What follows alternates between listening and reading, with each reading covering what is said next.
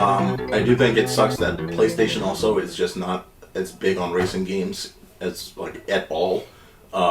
They got rid of Evolution Studios, who did MotorStorm and also did Drive Club, but that was kind of a PS5 could use a lot more racing games, honestly. For like the way graphics are right now, we can use like a super high tech. Well, again, they put all their eggs into the Gran Turismo basket. That's what I was going to say is they put their technical proficiency eggs into Gran Turismo. Look, we got like Advanced Warfare. So how about we get Gran Turismo Future?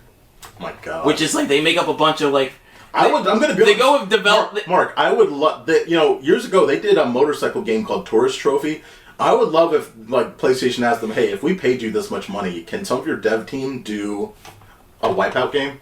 Just to see, like, they would be the ones to do, like, you know, because the one thing I kind of hate is there's no racing games, no futuristic racing games that really are all in on like building a championship bracket kind of thing, like going in and making a sort of like Smash kind of thing where you're going in and you have a settle it in Smash. Like if they had, you know, because Gran Turismo has an entire area for racing online and championship level stuff.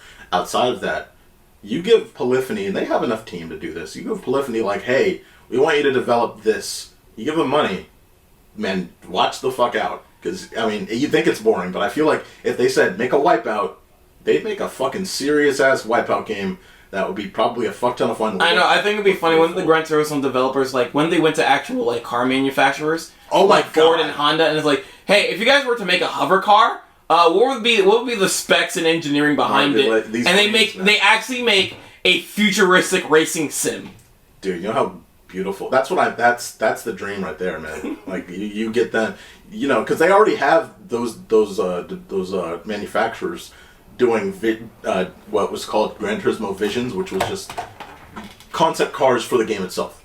Oh, Can you make a concept car for our game? Like Star Wars Visions, basically, and that's it. Like, and that was the whole thing. So they did that already. So it would be cool, man. And again, they're really the only racing developer out there for PlayStation. So.